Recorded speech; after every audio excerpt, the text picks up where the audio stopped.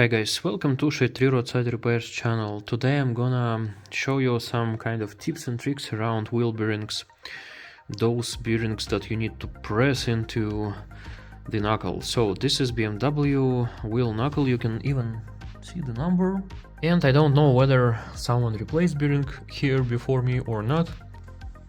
This is how bearing bore looks like after I cleaned it very lightly with sandpaper grit 800 and then again very lightly with the sandpaper grit 1200. So no worries about such sandpapers, by the way. If you do it really lightly without pushing, you won't remove meaningful amount of metal to affect a press fit here. But anyway, this is how it looks like.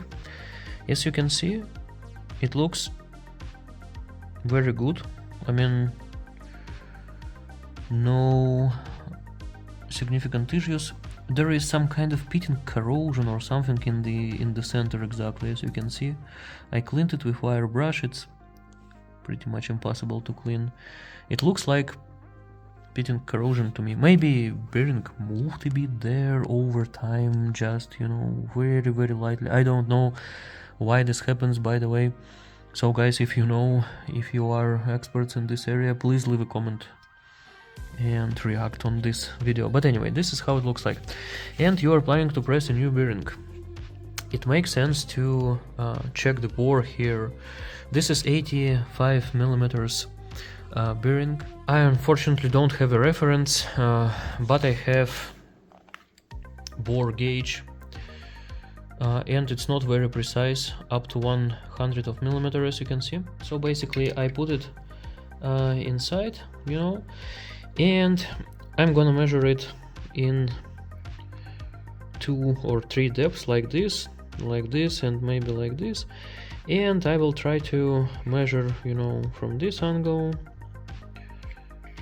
then from this angle, then maybe something like this, then like this, basically 3-4 positions.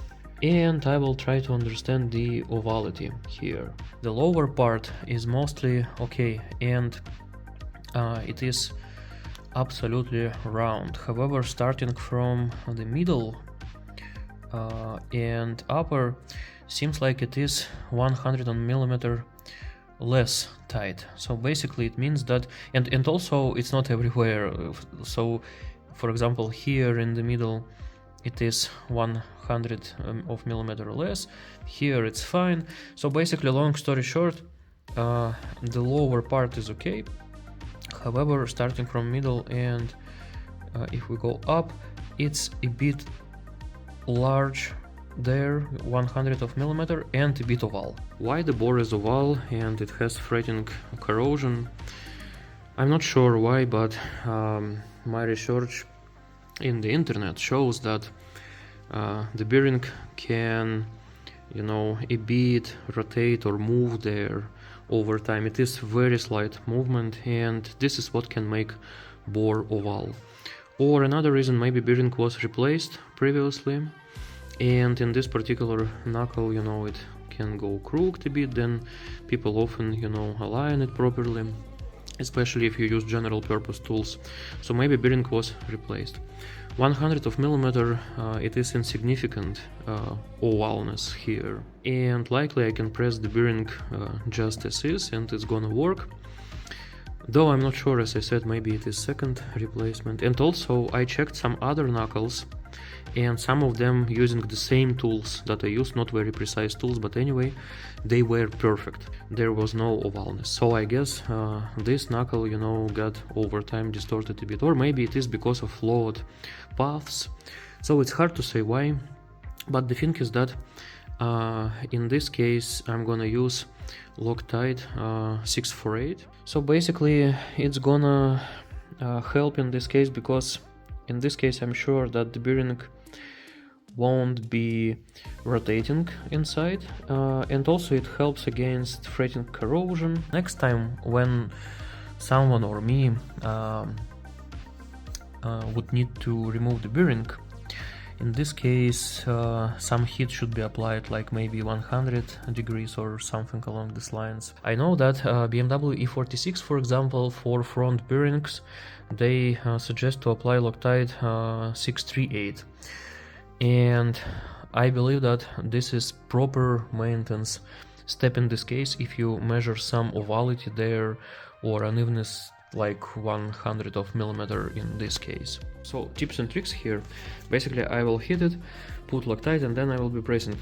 The thing is that the surface here is not ideal and it's not very flat, and also it's a bit corroded, and also such wheel knuckles and this 85 millimeters bearings, they tend to go a bit tilted in the very beginning. So what's very important, first a couple of millimeters. So basically see from here and make sure that it is visually very flat before you press. Press first several millimeters very lightly, and don't push it too much. For example, if you start pressing it go a bit tilted, don't apply much force.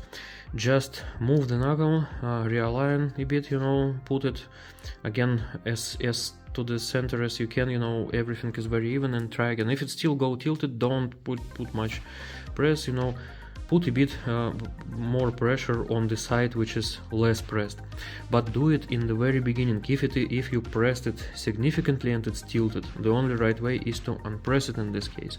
So don't force it, and in the very beginning, first a couple of millimeters, align it perfectly, and then it will go easily. So such knuckles are tricky. On the bearing here you see the side that you need to press it chamfered a bit, but seems like it could be chamfered more to simplify the installation. This is fog bearing for this knuckle, so be careful when you press it. I already put Loctite on the bearing and pretty much ready to press it. This is my setup. As you can see, alignment is not perfect here, but I was able to press it already just a bit. In the very beginning it always goes crooked. So what I do in this setup, I simply move, this cylinder right, left in the very beginning, and don't force it too much. So now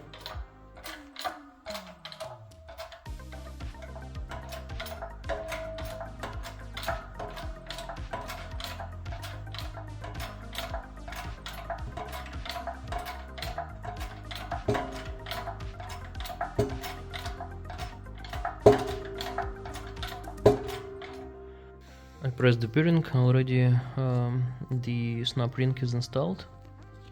Make sure that it sits fully. So no metal shavings, no anything.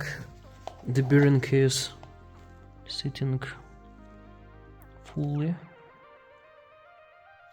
Press force was significantly higher than dry or oily press. It's like 3 times higher, I guess. So even my 20 tons press, I felt that it's kind of pretty much up to its limit, so it was pretty hard fit. I'm sure that this bearing, it won't be possible to remove it without hitting next time, or you need at least 20 ton press here. So I will press the hub and let's measure runout. I would expect runout to be near 0 here. Pressing the hub is a lot easier, and it's a lot harder to misalign here. The runout is indeed essentially 0 here.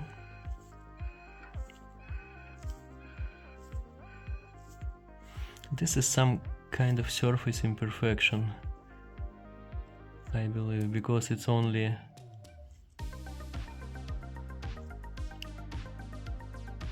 in this area and kind of not very reproducible. So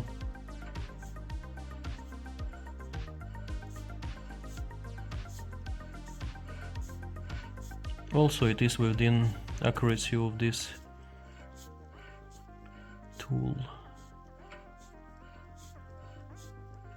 Yeah, so as you can see, basically runout is not more than 1/100th and likely is around 0. For example, if I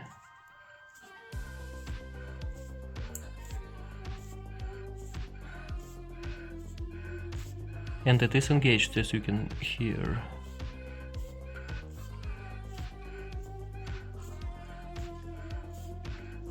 I think if I clean the surface better, it will be 0. So yeah, now it's 0. So it is some kind of surface imperfections there. As you can see, I kind of cleaned, you know, very side of the hub. So the hub is healthy, and I measure exactly on the very side. Runout in such cases usually comes from the wheel hub itself. If you measure unhealthy runout, it is at least bearing and hub replacement. Don't trust the hub just because in order to really test it you need to press it again, install new bearing, and basically it's a lot easier to buy a new hub in this case, or second hand wheel knuckle, because they are very cheap for this car. If you see something like this in your bore, this knuckle is trash and don't reuse it. However, with Loctite it can work, but do not reuse if you see something like this.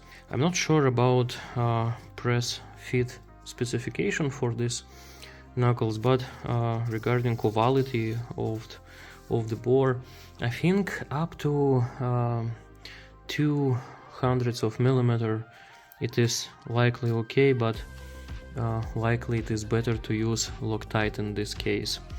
I would like to trigger discussion around that. What you guys think about this, about Loctite tolerances here, press fit tolerance, and when it makes sense to use it, when it doesn't, what is the chances based on your experience that bearing can do micro movements there later, and basically share your thoughts about what I'm doing here. It's pretty interesting topic. Maybe Loctite in this case was too much, but anyway, what do you think, guys, in case of such ovality like 100 of millimeters like this?